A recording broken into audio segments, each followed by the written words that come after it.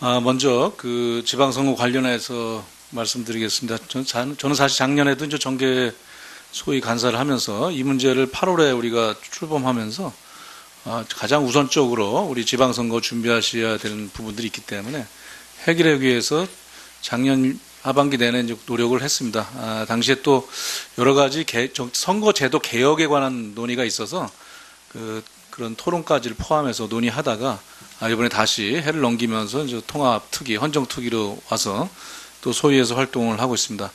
3월 2일이 광역 의원 그 지방선거 예비후 등록일임에도 불구하고 아직 국회에서 그 안을 처리하지 못한 것에 대해서 굉장히 안타깝게 생각을 합니다. 더욱더 노력하고 분발해야 될 거라는 의지를 가집니다. 다만 이 선거구 정수 조정과 획정이 나오게 된 것은 인구의 증감이나 행정행간의 변화도 있습니다. 또 하나는 지난 20대 국회의원 선거 때 알다시피 헌재 판결에 일치하기 위해서 선거구 획정 조정이 국회의원 선거가 발생을 했었습니다. 거기에 맞춰서 보완해서 같이 또 해줘야 될 수밖에 없는 그런 요인이 있었던 것입니다. 그래서 이런 두 가지 부분들을 포함해서 그 명분 있고 합리적이고 또 현실을 반영하는 선거구 정수 조정, 광역원 정수 조정과 선거구 획정을 위해서 논의를 했습니다만은 아직 합의까지 이르지 못했습니다. 더욱더 짧은 시간 내에 합의할 수 있도록 최선을 다하도록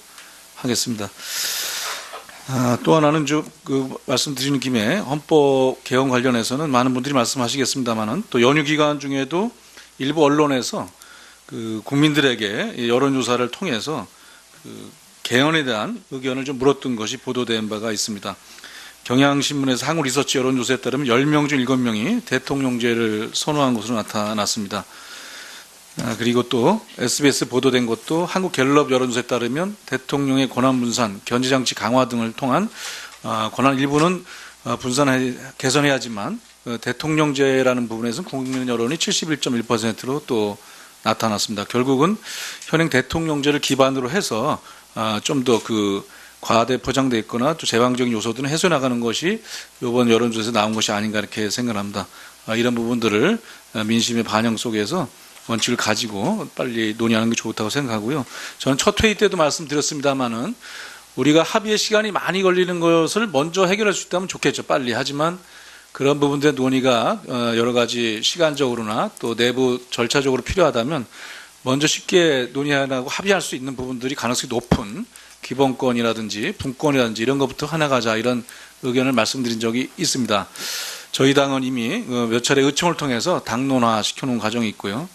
제1야당인 자유한국당도 하루속히 당론을 정해서 협상에 임하는 것이 좀 더 책임 있는 모습이 아닌가 이렇게 생각을 합니다. 지금 개헌 관련해서나 정치개혁 관련해서 국회의 시간입니다. 이 시간들이 헛되지 않도록 같이 노력을 하길 당부드리겠습니다. 열심히 하겠습니다. 이상입니다. 네, 윤관석 의원님 수고 많으셨고, 자 이제 우리 김관영 소위원장님하고 주광덕 간사님, 윤관석 의원님은 저 운영위원장실로 가셔서 정수 조정에 대해서 협의에 매진해 주시길 당부드립니다. 가급적이면 돌아올 때는 결과를 좀 가지고 오시길 당부를 드립니다.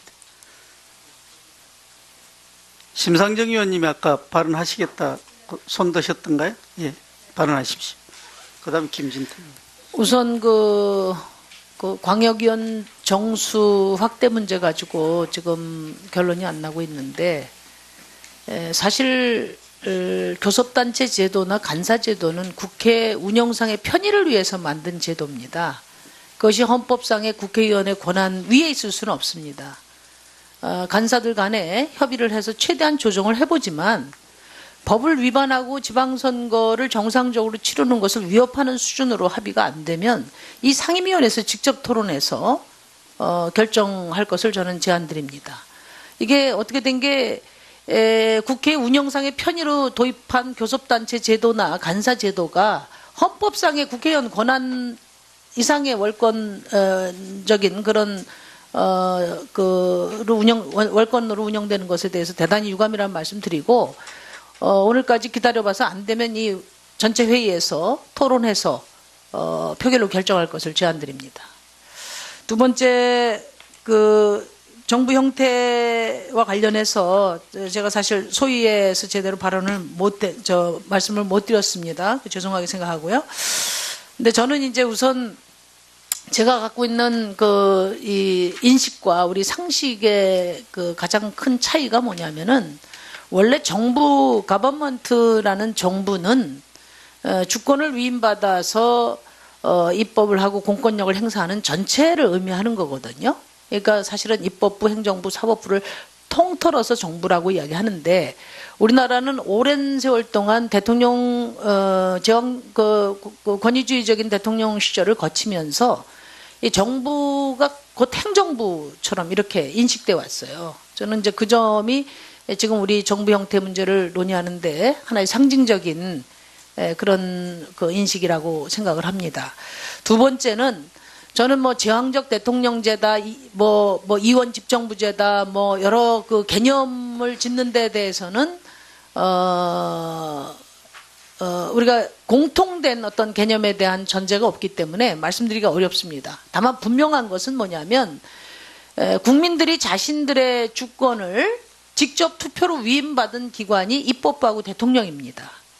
그렇기 때문에 이 주권 위임받은 입법부하고 대통령 사이에 권한과 책임을 어떻게 조율하느냐 하는 것이 정치개혁의 핵심 의제가 그러니까 되어 왔습니다. 근데 저는 어쨌든 주권자의 의지가 작동하는 권력 형태가 돼야 된다, 그런 말씀을 드리고 싶어요. 예를 들어서 지금 핵심이 총리 선출제가 핵심인데, 추천이 됐든 선출이 됐든 대통령을 배출한 정당에서 다수파를 형성해서 총리를 선출하면 당연히 대통령 중심제로 운영이 되는 겁니다. 그런데 대통령을 뽑은 정당이 의회에서 다수파를 구성하지 못할 때는 그 의회, 국민 주권이 작동하는 국민들의 선택을 존중해서 의회 다수파가 권력을 분점하는 것은 자연스러운 일이다, 저는 그렇게 생각합니다.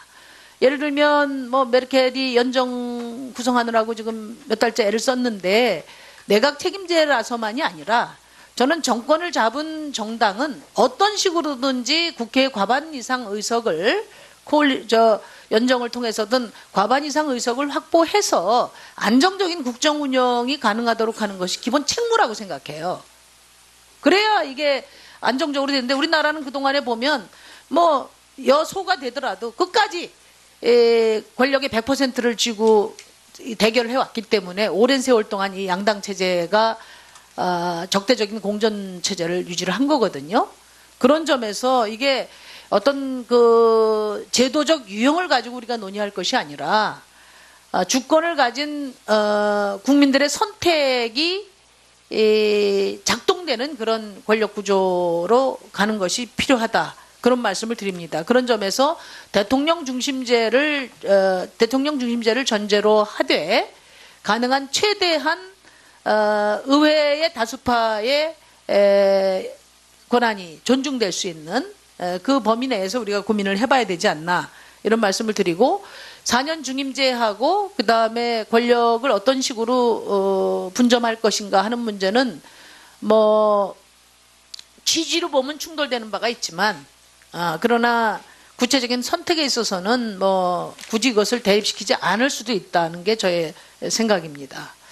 마지막으로 시기 문제인데요. 저는 그 어떤 것도 개헌과 선거제도를 좌초시키는 것만큼 나쁜 게 없다, 이렇게 생각합니다.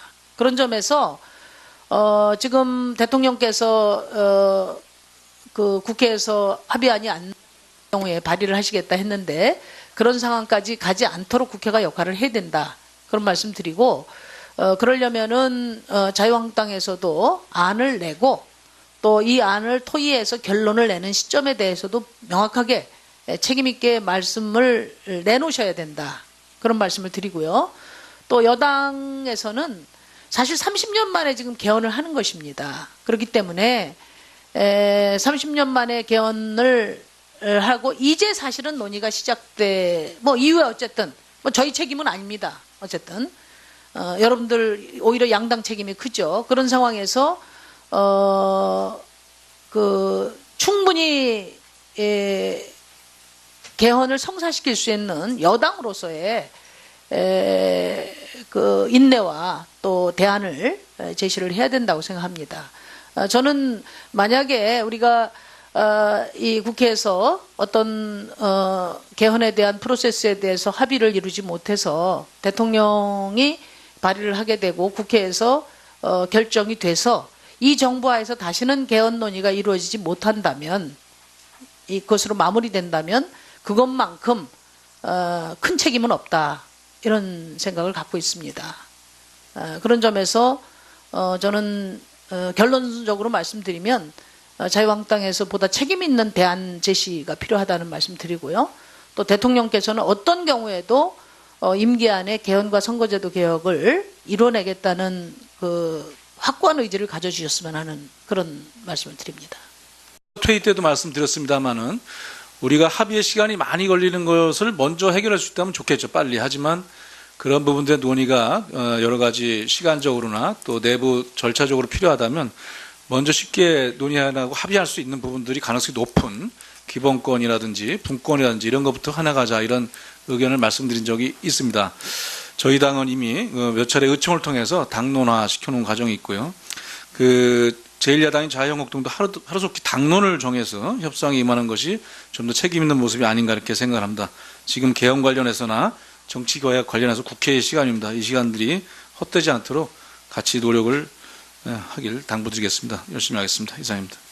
네, 윤관석 의원님 수고 많으셨고, 자 이제 우리 김관영 소위원장님하고 주광덕 간사님, 윤관석 의원님은 저 운영위원장실로 가셔서 정수 조정에 대해서 협의에 매진해 주시길 당부드립니다. 가급적이면 돌아올 때는 결과를 좀 가지고 오시길 당부를 드립니다. 심상정 의원님이 아까 발언하시겠다 손 드셨던가요? 예, 발언하십시오. 그 다음에 김진태. 우선 그 광역위원 정수 확대 문제 가지고 지금 결론이 안 나고 있는데, 사실 교섭단체 제도나 간사제도는 국회 운영상의 편의를 위해서 만든 제도입니다. 그것이 헌법상의 국회의원의 권한 위에 있을 수는 없습니다. 간사들 간에 협의를 해서 최대한 조정을 해보지만 법을 위반하고 지방선거를 정상적으로 치르는 것을 위협하는 수준으로 합의가 안 되면 이 상임위원회에서 직접 토론해서 결정할 것을 저는 제안드립니다. 이게 어떻게 된 게 국회 운영상의 편의로 도입한 교섭단체 제도나 간사제도가 헌법상의 국회의원 권한 이상의 월권적인 그런 월권으로 운영되는 것에 대해서 대단히 유감이라는 말씀드리고, 오늘까지 기다려봐서 안 되면 이 전체 회의에서 토론해서 표결로 결정할 것을 제안드립니다. 두 번째, 정부 형태와 관련해서 제가 사실 소위에서 제대로 말씀을 못 드렸습니다. 죄송하게 생각하고요. 근데 저는 이제 우선 제가 갖고 있는 이 인식과 우리 상식의 가장 큰 차이가 뭐냐면은, 원래 정부, 가버먼트라는 정부는 주권을 위임받아서 입법을 하고 공권력을 행사하는 전체를 의미하는 거거든요. 그러니까 사실은 입법부, 행정부, 사법부를 통틀어서 정부라고 이야기하는데, 우리나라는 오랜 세월 동안 대통령 권위주의적인 대통령 시절을 거치면서 이 정부가 곧 행정부처럼 이렇게 인식돼 왔어요. 저는 이제 그 점이 지금 우리 정부 형태 문제를 논의하는데 하나의 상징적인 그런 인식이라고 생각을 합니다. 두 번째는 저는 제왕적 대통령제다, 이원 집정부제다, 여러 개념을 짓는 데 대해서는 우리가 공통된 어떤 개념에 대한 전제가 없기 때문에 말씀드리기가 어렵습니다. 다만 분명한 것은 뭐냐면, 국민들이 자신들의 주권을 직접 투표로 위임받은 기관이 입법부하고 대통령입니다. 그렇기 때문에 이 주권 위임받은 입법부하고 대통령 사이에 권한과 책임을 어떻게 조율하느냐 하는 것이 정서 명분 있고 합리적이고 또 현실을 반영하는 선거구 정수 조성 광역원 정수 조정과 선거구 획정을 위해서 논의를 했습니다마는 아직 합의까지 이르지 못했습니다. 더욱더 짧은 시간 내에 합의할 수 있도록 최선을 다하도록 하겠습니다. 또 하나는 말씀드리는 김에 헌법 개헌 관련해서는 많은 분들이 말씀하시겠습니다만은 또 연휴 기간 중에도 일부 언론에서 국민들에게 여론조사를 통해서 개헌에 대한 의견을 좀 물었던 것이 보도된 바가 있습니다. 경향신문에서 한국리서치 여론조사에 따르면 10명 중 7명이 대통령제를 선호한 것으로 나타났습니다. 그리고 또 SBS 보도된 것도 한국갤럽 여론조사에 따르면 대통령의 권한분산, 견제장치 강화 등을 통한 권한 일부는 개선해야지만 대통령제라는 부분에서는 국민 여론이 71.1%로 또 나타났습니다. 결국은 현행 대통령제를 기반으로 해서 좀 더 과대 포장되어 있거나 또 제방적인 요소들은 해소해 나가는 것이 이번 여론조사에서 나온 것이 아닌가 이렇게 생각합니다. 이런 부분들을 민심의 반영 속에서 원칙을 가지고 빨리 논의하는 게 좋다고 생각하고요.